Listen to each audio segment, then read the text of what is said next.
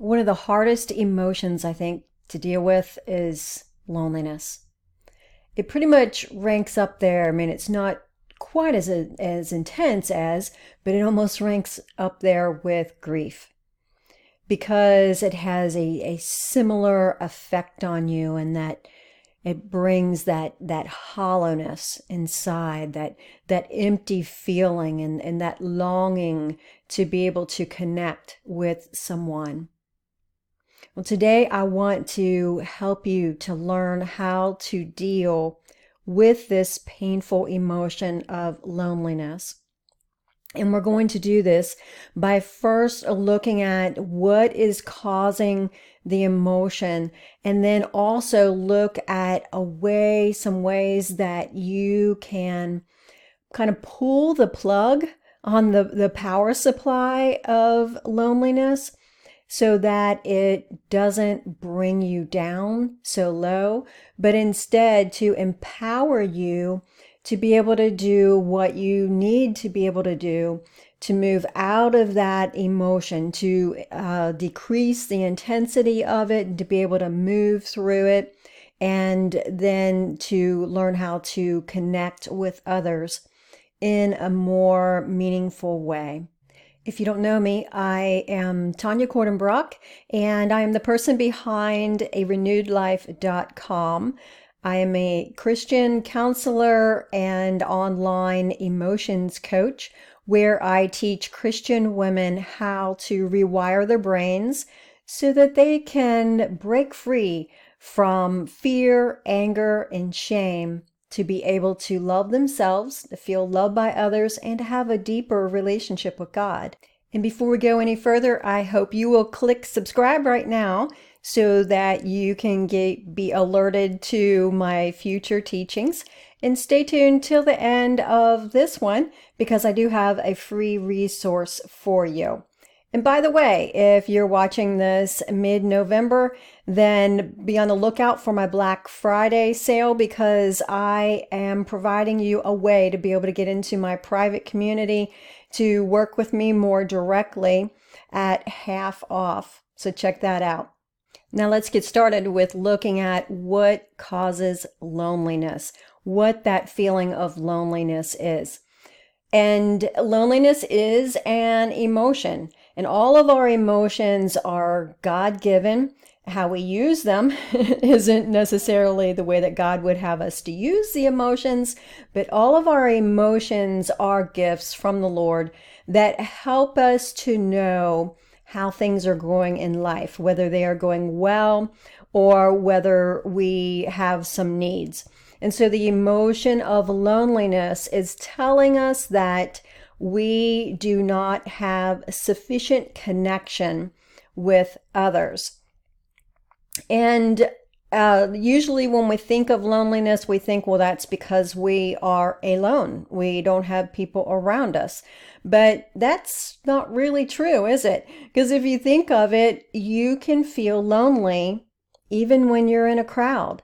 You know, you can be at a Bible study group, you can be at church, you can be at work, you can be out with friends, you can even be with family. You can be with your husband sitting next to you on the couch, and you can feel lonely, can't you? Let me know in the comments below if you have ever experienced this feeling of loneliness, even though you are with people. Then also, there are people who can be alone for significant periods of time without others around, yet they don't feel lonely. They feel okay with being alone for the time being. And normally this is because they have sufficient connection with the people that they care about, people that they feel love them in return, and people who hear them and care about them, and that they feel secure that they can reach out and connect with those people at any time that they would need them. How then do you deal with loneliness? Well, a lot of times what people will say when they're feeling lonely and they is that they just need people who care about them. Well, if I just had friends who cared, or if I had a husband who really loved me, then if I had people who would call and check on me, then I would be okay. I wouldn't feel lonely. Or if I had more friends, then I wouldn't feel lonely. But as we just talked about, that really isn't the case. And it's not really even helpful to think of that you just need different people around you. That's kind of putting the power outside of yourself, giving it to others to make you happy, to make you not feel lonely. So one of the first things that I want to encourage you to do when you're feeling lonely is to use it as a tool, which emotions are. Remember, they are indicators. So use it as a tool as to what is going on inside of you and take a look at what is happening there. So the first thing I want you to take a look at is, what are the emotions that you're feeling? And you might say, well, I'm feeling lonely, right? That's what we're talking about here. But I want you to take a look at, what are some other emotions that might be coming along with that, or maybe that is under that loneliness. For instance, are you feeling grief? Have you recently lost someone? Or have you recently lost a pet? Have you recently lost a significant position that you have held in life for a long time? All of those would cause grief.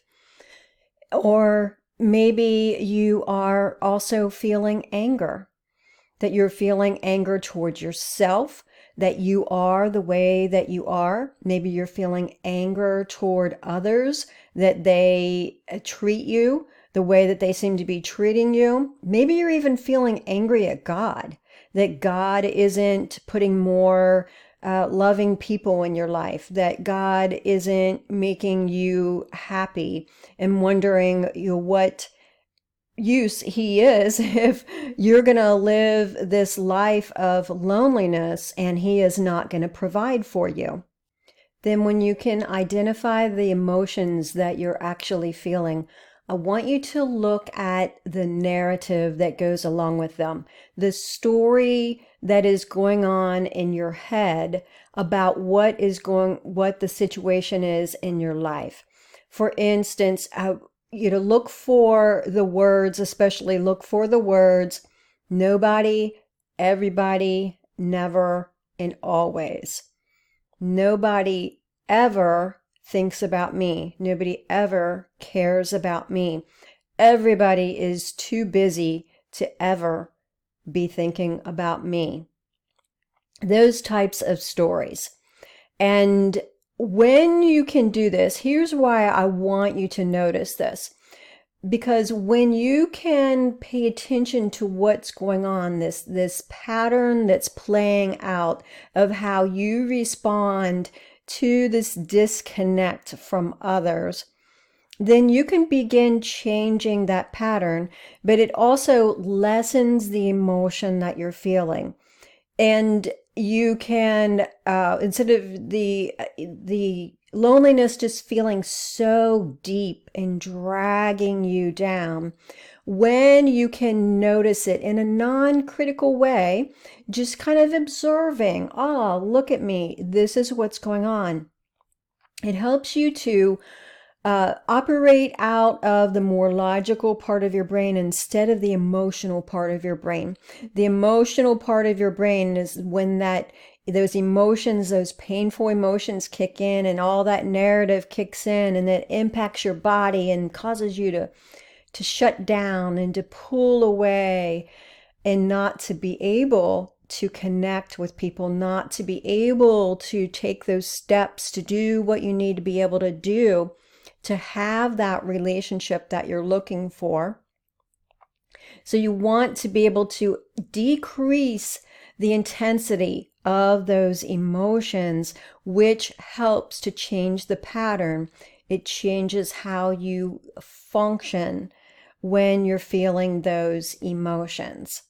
And learning how to deal with loneliness, let's look also at how you can now empower yourself. So I encouraged you to try to identify in a non-critical way what it is exactly that you are feeling besides the loneliness. Is it sadness? Is it depression? Is it anger? And then the stories that kind of go along with that are going around and round inside of your head. And now also I want you to look at what is happening with you. As I mentioned, a lot of times with loneliness, this emotion will weigh you down. You can just almost like feel it on your shoulders or on your back, feel heaviness in your chest. Your breathing can become shallow, so you're not even really taking full breaths, right? Does that happen to you, or do you feel something else? Let me know in the comments if there's something different that you feel. But notice that. Notice what happens. Notice how you withdraw from people, how you kind of shut down verbally. You don't reach out, you don't say anything because you're telling yourself these stories that nobody ever cares.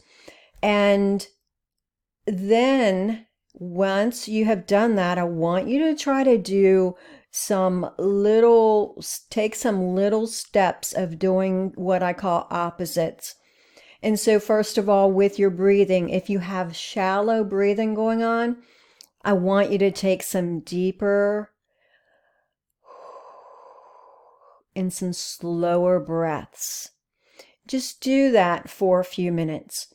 And as you're doing that, notice what's going on with your posture also. If you're closing in or kind of just wilting over, then straighten up and create some good, strong posture in your back as you're doing that strong, soothing breathing.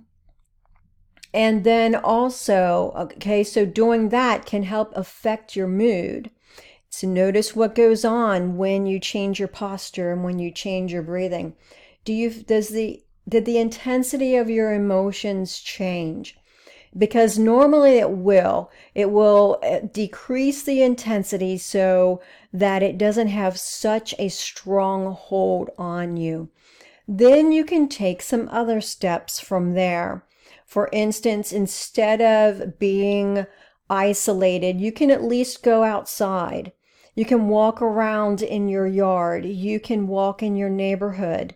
You could go for a drive and, maybe engage with some people at the grocery, smile at them and say something kind to the people who are around you.